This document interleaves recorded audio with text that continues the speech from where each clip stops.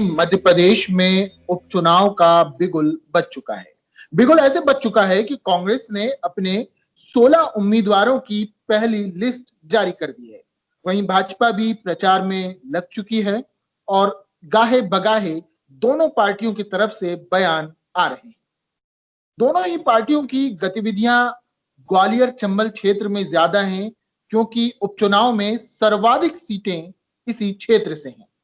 आज चुनावी चर्चा में हम बात करेंगे देव श्रीमाली जी से, जो कि ग्वालियर से हैं, वरिष्ठ पत्रकार हैं। कई बड़े मीडिया चैनल्स के लिए आपने पत्रकारिता की है, उस क्षेत्र को बेहतर तरीके से जानते हैं। tribunehindi.com में देव श्रीमाली जी, आपका स्वागत है। नमस्कार सर। सर, जैसा कि हमारा एक तरीका है कि हम किसी भी मेहमान से जो विषय होता है चर्चा का, उस पर पहली टिप्पणी चाहते हैं। तो मैं आपसे चाहूंगा कि ग्वालियर और चंबल संभाग में जो अभी स्थिति है, चुनावी स्थिति, उपचुनाव को लेकर जो माहौल है, उस पर आपकी पहली टिप्पणी आप बताएं क्या है, ताकि हमारे दर्शक जान सकें।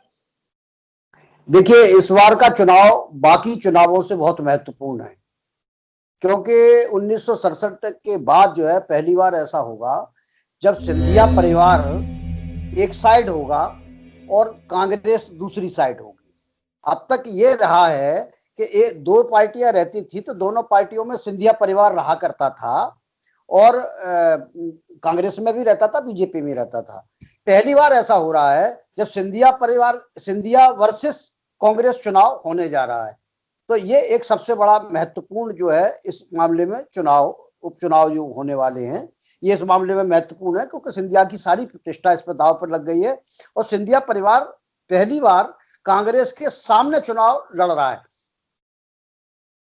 सर, ज्योतिरादित्य सिंधिया ने जब कांग्रेस छोड़कर भारतीय जनता पार्टी ज्वाइन की, उस समय एक बड़ी चर्चा थी कि कांग्रेस खत्म हो जाएगी या कांग्रेस ग्वालियर चंबल क्षेत्र में बचेगी नहीं। अब काफी लंबा समय हो चुका है उन्हें भाजपा में जाते हुए, और काफी दोनों पार्टियों की एक्टिविटीज बढ़ चुकी हैं। फिलहाल क्या ऐसा कहा जा सकता है कि ग्वालियर चंबल क्षेत्र में कांग्रेस खत्म हो चुकी है ज्योतिरादित्य सिंधिया के भाजपा में जाने के बाद? नहीं, ये तो सही नहीं है। आंकड़ों के हिसाब से अगर हम बात करेंगे तो ज्यादातर संगठन के जो महत्वपूर्ण लोग हैं वो कांग्रेस के साथ ही रहे हैं। जैसे कि आप देखेंगे कि ग्वालियर के जिला कांग्रेस कमेटी के अध्यक्ष हैं, वो कांग्रेस के साथ रह गए। जिला कांग्रेस कमेटी के सारे पदाधिकारी कांग्रेस के साथ रहे। भिंड जिला कांग्रेस कमेटी के जो अध्यक्ष हैं वो कांग्रेस के साथ रहे। मुरैना जिला कांग्रेस कमेटी के जो अध्यक्ष हैं वो कांग्रेस के साथ रहे। दतिया जिला कांग्रेस कमेटी के अध्यक्ष हैं वो भी कांग्रेस के साथ रहे। तो ये तो कहना ठीक नहीं है कि कांग्रेस खत्म हो, तो कांग्रेस तो खत्म आसानी से नहीं होती।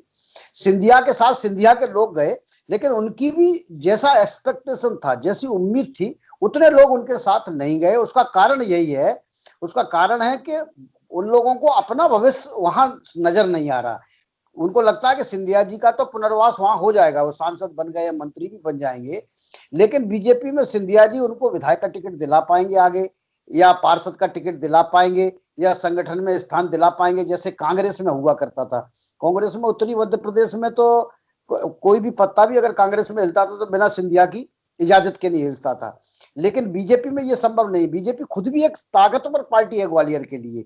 ग्वालियर में बीजेपी को सिंधिया की कोई जरूरत नहीं थी, क्योंकि अपनी दम पर कांग्रेस बीजेपी कई बार जीतती रही है। सिंधिया के रहते हुए 45 साल से महापौर का चुनाव जो है बीजेपी जीतती रही है। तो उन लोगों को एडजस्ट कराना सिंधिया के लिए मुश्किल होगा। यही कारण है कि बहुत सारे कार्यकर्ता नहीं गए हैं, नेता नहीं गए हैं। जो गए भी है वो भी हाफ हार्टेड है। उनका भी यही है कि लोगों का मानना है कि थोड़े समय बाद वो भी वापस आ जाएंगे। तो कांग्रेस खत्म हुई है। ये आपने कहा कि जो गए हैं वो भी हाफ माइंड के साथ गए, आधे मन के साथ गए। तो हमने देखा था कि एक अभी प्रोग्राम हुआ था ग्वालियर में, उसमें बड़ी मात्रा में कांग्रेस के कार्यकर्ताओं ने, जैसा कि बीजेपी का दावा था, तो उन्होंने कांग्रेस छोड़कर बीजेपी ज्वाइन की थी। कांग्रेस का कहना था कि वो बीजेपी के ही लोग थे। पर एक पत्रकार के तौर पर इस पूरी घटना को, जो अभी आपने कहा कि आधे मन के साथ गए, कैसे देखते हैं आप? देखिए, ऐसा है, ग्वालियर चंबल संभाग में 8 जिले हैं 8 जिले से अगर 15-20 हजार लोग आए हैं तो कोई बड़ी बात इसको नहीं कहना चाहिए। मैं ये तो नहीं कहूंगा कि बीजेपी के ही लोग थे, क्योंकि उसमें बीजेपी के ज्यादातर लोगों ने पार्टिसिपेट ही नहीं किया था। वो सारे लोग थे सिंधिया समर्थक थे। लेकिन जैसा कि आप जानते हैं, बहुत सारे लोग ऐसे भी होते हैं जो ग्रामीण क्षेत्र से आप बसों के जरिए ला सकते हो और उनको व्यवस्था करते हो, तो सभी पार्टियां करती हैं। लेकिन इसको तो कोई डिनाई नहीं कर सकता कि सिंधिया परिवार का या ज्योतिरादित्य सिंधिया का कोई जनाधार ही नहीं है। भाई उनका अपना एक फॉलोइंग है, उनके अपने समर्थक हैं, बड़ी संख्या में हैं, इतने ऐसा थोड़ी है। वो पूरे लोग नहीं गए, अपन इस पर बात कह रहे हैं, लेकिन लोग तो गए हैं उनके साथ।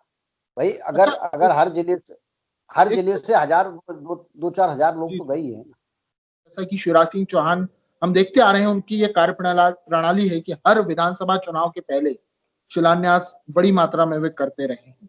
तो क्या, और उसका उन्हें परिणाम भी मिला है, तो क्या मध्य प्रदेश में ये जो उपचुनाव होने वाले हैं, इसका, ये जो शिलान्यास हो रहे हैं, इसका उन्हें कोई फायदा मिलेगा?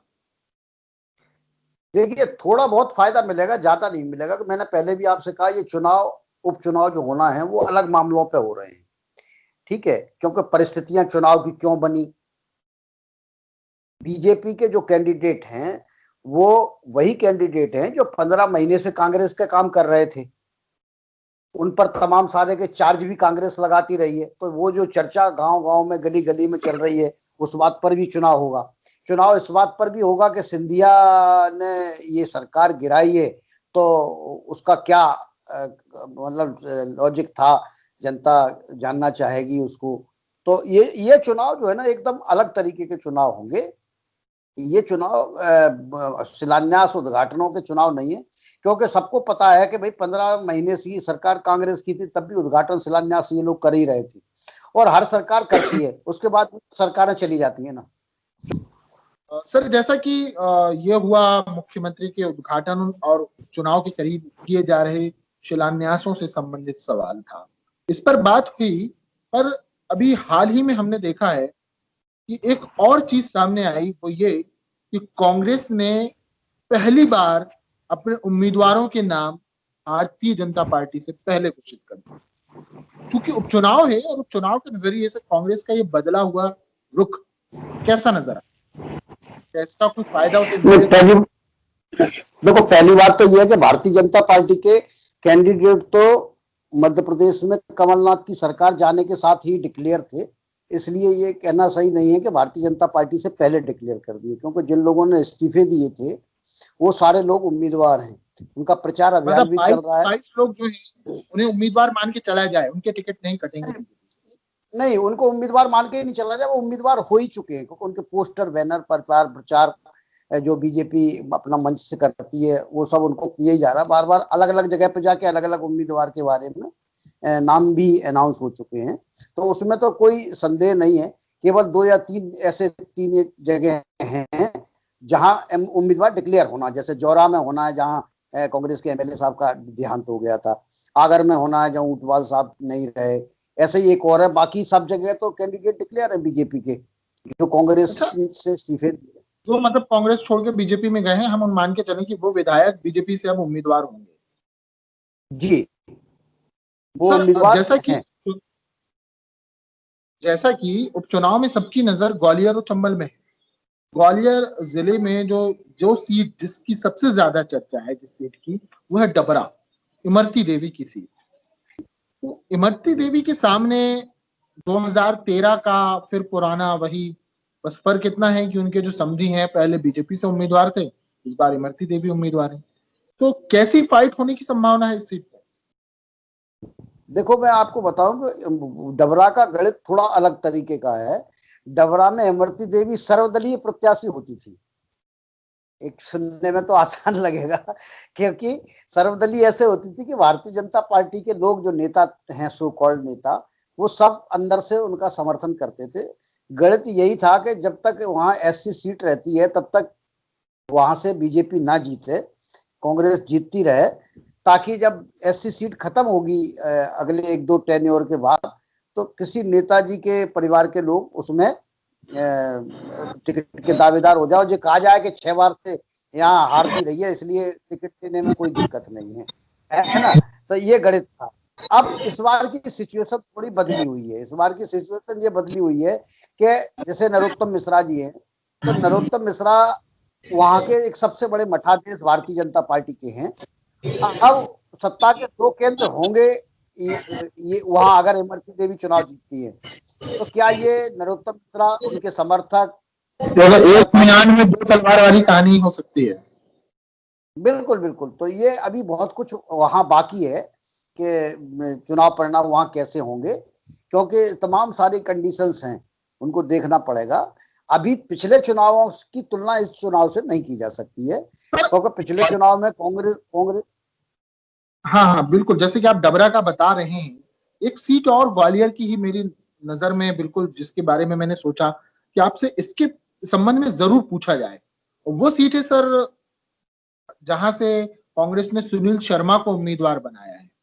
वहां से भी प्रद्युमन सिंह तोमर के सामने बड़े उम्मीदवार है। क्या ये मतलब एक हल्का कैंडिडेट नहीं रह दिया है कांग्रेस ने? नहीं नहीं नहीं, मैं मुझे लगता है कि प्रद्युमन तोमर ही एकमात्र वो सुनील शर्मा ही एकमात्र कैंडिडेट थे। कांग्रेस ने देखो दो फॉर्मूले अपनाए, अपना जो 16 टिकट दिए उसमें दो फॉर्मूले अपनाए। एक फॉर्मूला था कि बहुजन समाज पार्टी के वोटों पर निगाह रखने वाला कैंडिडेट होना चाहिए, क्योंकि तो ग्वालियर चंबल संभाग में बहुत सारी बहुजन समाज पार्टी का प्रभाव है। तो उन्होंने ये कोशिश की कि ऐसे लोगों को कैंडिडेट बनाया जाए जो किसी न किसी रूप में बहुजन समाज पार्टी से या तो पहले जुड़े रहे हों या चुनाव लड़ चुके हों, ताकि उन लोगों का जो वोट है वो वोट शेयर को कांग्रेस की तरफ ट्रांसफर किया जा सके। ये फॉर्मूला कांग्रेस पिछली बार अपना चुकी है, एक बात। दूसरा दूसरा जो फॉर्मूला अपनाया वो था ऐसे कांटों की तलाश करना जिससे अपने कांटे निकाले जा सके। सुनील शर्मा दूसरे फॉर्मूले के कैंडिडेट हैं। दो बातें हैं, देखिए प्रद्युमन तोमर और सुनील शर्मा दोनों सिंधिया के वो कहते थे कि राम और लक्ष्मण जैसी स्थिति में थे। दोनों ताकतवर अपने अपने क्षेत्र के कैंडिडेट थे। एक ठाकुर है, क्षत्रिय समाज का प्रतिनिधित्व करता था, एक ब्राह्मण समाज का प्रतिनिधित्व करता था। पिछली बार भी सुनील शर्मा का टिकट लगभग पक्का माना जा रहा था, लेकिन अंतिम समय में प्रद्युमन तोमर को ही मिला और सिंधिया जी ने उनको समझा बुझा के शांत कर दिया। अब वो सिंधिया के साथ नहीं गए प्रद्युमन तो वो सुनील शर्मा। एक तो सुनील शर्मा से कांग्रेस को वहां जो फायदा है कि सुनील शर्मा का व्यक्तिगत तौर पर हर वार्ड में हर बूथ पर अपना एक प्रभाव है, तो वहां कांग्रेस को जो वर्कर या संगठन की जो जरूरत महसूस होने की संभावना थी वो कमी नहीं आएगी, क्योंकि उनका अपना एक वहां प्रभाव है। दूसरा ब्राह्मण चेहरा है, लंबे अरसे बाद वहां से किसी ब्राह्मण को टिकट मिला है। तीसरी बात यह है कि कांग्रेस के बड़ी संख्या में, जैसा अपन ने शुरुआत में कहा था, बड़ी संख्या में ऐसे लोग हैं जो अब सिंधिया के साथ तो रहना चाहते थे लेकिन बीजेपी के साथ नहीं जाना चाहते थे। उन लोगों के लिए एक छतरी मिल जाएगी वहां।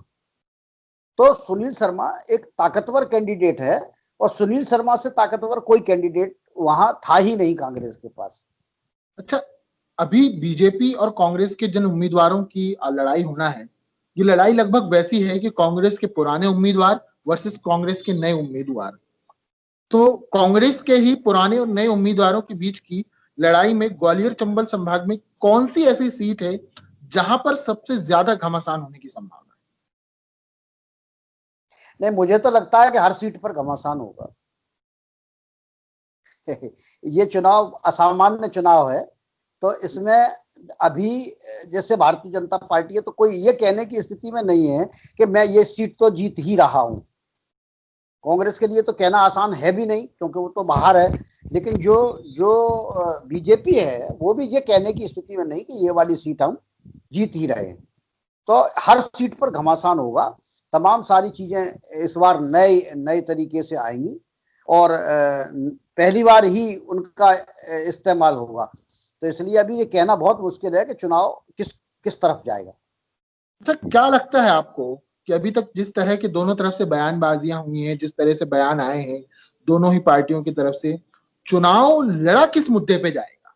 क्या लग रहा है आपको? बीजेपी किस तरह से लड़ेगी और कांग्रेस किस मुद्दे पे लड़ेगी? देखो बीजेपी तो एक्चुअल में इस ये चुनाव सिंधिया बनाम कांग्रेस है, तो चुनाव तो सिंधिया को लड़ना है। कांग्रेस सिंधिया पर अटैक करेगी, सिंधिया को उसका जवाब देना पड़ेगा। ठीक है, कांग्रेस की स्ट्रेटेजी साफ है कि जो विधायक छोड़ के गए हैं वो क्यों छोड़ के गए, ये क्यों का सवाल वो गली गली तक, गांव गांव तक ले जाएंगे और अच्छा, उसको लेके तमाम सारी बातें जो जी, प्रचलित हैं वहां, वो बीएसपी बातें रहेगी।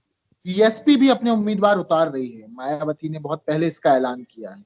क्या लगता है आपको कि बीएसपी इतने वोट ले पाएगी कि वो कांग्रेस की जो रणनीति है बीएसपी के वोटरों को पर सेंधमारी करने की, उस पे उसको रोक सके और बीजेपी को उसका फायदा हो सके? जैसा कि पिछले कुछ समय से हम देख रहे हैं, मायावती के ट्वीट्स हों या बहुत सी ऐसी चीजें हैं जिसपे कांग्रेस के खिलाफ, खासतौर से मध्य प्रदेश में, वो काफी हमलावर रही है। देखो, मैं आपको बताऊं कि बीएसपी का जो वोटर है वो यहाँ बेसिकली भारतीय जनता पार्टी के खिलाफ है और वो इस मामले में मायावती की बात मानने को भी तैयार नहीं है। वोटर्स की बात हम आपको कर रहे हैं, है ना। क्या है कि 2 अप्रैल को जो दंगे हुए थे यहाँ ग्वालियर चंबल संभाग में, तो उसमें उसके बाद जो एक्टिविटीज हुई, जो कार्रवाइयां हुई, उन कार्रवाइयों में बहुत लोगों ने सफर किया, तो वो सब उनके दिमाग में है। तो यहाँ ये करते, ये पिछला चुनाव भी जीतने में 2 अप्रैल के दंगे का बड़ा योगदान था और अभी भी यही चीज चल रही है यहाँ, क्योंकि वो लोग जो दलित हैं वो या तो उस आदमी को वोट देंगे, अगर बीएसपी का कैंडिडेट 100% जीतने की संभावना वाला होगा तो फिर उसके साथ वोट करेंगे, और अगर वो जीतने की संभावना वाला नहीं है तो फिर वो जो हरा रहा होगा उसको वोट करेंगे। तो चंबल इसलिए संभाग, ये जी जी जी, जी, आप अपनी बात कंप्लीट कर दीजिए। तो ये फॉर्मूला जो है ना, पिछले विधानसभा में भी आप देखेंगे कि जैसे भिंड में संजीव सिंह कुशवाहा जीत की स्थिति वाले कैंडिडेट थे, तो बहुजन समाज पार्टी के वर्कर्स ने और वोटर्स ने जम के वोट डाला उनको और 60,000 वोट से वो चुनाव जीत गए, ठीक है। लेकिन बाकी सीटों पर जीतने की संभावना नहीं था, तो तीसरे चौथे पांचवें नंबर पे भी रहे। अच्छा, चंबल संभाग में जैसा कि मुरैना और आदि जो दूसरे जिले हैं, वहां पर क्या समीकरण काम करेंगे, क्या नजर आ रहा है? वही हर विधानसभा क्षेत्र का अपना अपना अलग समीकरण है। एक तो सबसे बड़ी बात चंबल में देखो, जाति का समीकरण सबसे महत्वपूर्ण होता है ना। तो वो कांग्रेस ने वो सारा का सारा बिठाने की पूरी कोशिश की है और इस नाते से कांग्रेस की सीट लिस्ट को अच्छा माना जा रहा है। उन्होंने भी अपना पूरा फॉर्मूला दिया है, जैसे दिमनी में उन्होंने, कांग्रेस का ब्राह्मण है तो उन्होंने ठाकुर कैंडिडेट दे दिया है, इसी प्रकार से मुरैना में और दूसरी जगह पे, तो अलग अलग जगह पे उन्होंने यही कोशिश की है। अभी महगांव में कैंडिडेट आया नहीं है कांग्रेस का, है ना, तो उन्होंने भी फॉर्मूला यही अपनाया है कि कैसे गांव से चौधरी राकेश सिंह के नाम पर कुछ शायद चौधरी राकेश सिंह को हाँ लेकर सहमति नहीं बन पाती है। हाँ, अभी बन नहीं पाई है। अब देखो आगे बनती है कि नहीं, क्या रहता है, अभी कुछ अच्छा, एक पता नहीं। चीज बड़ी जो मैं गौर कर रहा था, जैसे कि हमने देखा कि सिकरवार अभी जो बीजेपी छोड़ के एकदम से कांग्रेस में आए हैं, सतीश ग्वालियर सिकरवार, शहर में कितना फर्क पड़ेगा इनके जाने से? नहीं फर्क पड़ेगा, केवल ग्वालियर शहर में फर्क नहीं पड़ेगा, मुरैना की 1-2 सीटों पर भी फर्क पड़ेगा, क्योंकि सिकरवार परिवार का सुमावली विधानसभा क्षेत्र पर अच्छा प्रभाव है, ठीक है। जातिगत रूप से भी अच्छा प्रभाव है, सिकरवारों का नेतृत्व भी उनका परिवार करता है और वहां सिकरवारों में और गुर्जरों में थोड़ा विवाद भी चलता है, तो इसका फायदा अच्छा, वहां भी मिलेगा। ग्वालियर चंबल में फिलहाल बीजेपी का नेता कौन नजर आ रहा है? नरेंद्र सिंह तोमर, प्रभात झा, ज्योतिरादित्य सिंधिया या फिर नरोत्तम मिश्रा? देखिए, ऐसे क्लासिफिकेशन करना तो खैर संभव नहीं। वैसे सबसे बड़े नेता तो नरेंद्र सिंह तोमर हैं ही, इसमें तो कोई दो राय नहीं है। और नेता के तौर पे अगर बात करेंगे तो दूसरे नंबर पे नरोत्तम मिश्रा ही आएंगे, क्योंकि प्रभात झा का जनाधार उस तरह का नहीं है, लेकिन प्रभात झा बड़े नेता हैं, उसमें कोई नहीं, दो मैं राय ये नहीं है। सवाल इसलिए कर रहा हूं क्योंकि ये सवाल जो ग्वालियर चंबल क्षेत्र से बाहर के लोग हैं, उनके दिमाग में बहुत जोरों पे है। वो लोग ये बात कर रहे हैं कि आखिर घमासान तो होगा, वर्चस्व की लड़ाई तो होगी, कि कोई तो चाहेगा कि मैं नंबर 1 रहूं। नहीं, देखिए बीजेपी में आप भी जानते हैं कि नंबर 1 चाहने से नहीं होता है, नंबर 1 सिस्टम से होता है, और नरेंद्र सिंह तोमर उस सिस्टम में बहुत आगे जा चुके हैं। वहां तक अभी किसी को पहुंचने की संभावना मध्य प्रदेश में दूसरे किसी को तो है ही नहीं, मतलब इन हाउस बीजेपी में भी नहीं है कोई आदमी। अब जो नरेंद्र सिंह तोमर हैं वो भारतीय राजनीति में, भारतीय जनता पार्टी की राजनीति में वो जो एक एक एक लेयर है, उस लेयर में शामिल हो चुके हैं। तो यहाँ अब मध्य प्रदेश में किसी की संभावना नहीं बनती है कि वो नरेंद्र सिंह तोमर के पीछे चल पाएगा। बहुत बहुत शुक्रिया सर हमसे बात करने के लिए। हमारे साथ थे देव श्रीमाली जी, वरिष्ठ पत्रकार हैं। ग्वालियर चंबल क्षेत्र की नब्ज पर उनकी नजर रहती है। हमसे बात कर रहे थे उस क्षेत्र के चुनावी गणित पर कि उपचुनाव में क्या होगा, किस जगह क्या गणित बैठेगी, किस पार्टी को कैसा फायदा हो सकता है, कौन से जाति समीकरण काम कर सकते हैं। आगे फिर हम सर से बात करेंगे। आज चर्चा को हम यहीं पर खत्म करते हैं। अगर हमारी यह चर्चा आपको पसंद आई हो तो वीडियो को लाइक करें, शेयर करें, और अगर यूट्यूब पर अगर यह वीडियो आप देख रहे हैं तो हमारा चैनल सब्सक्राइब करें। फिर मिलेंगे। जय हिंद, जय भारत।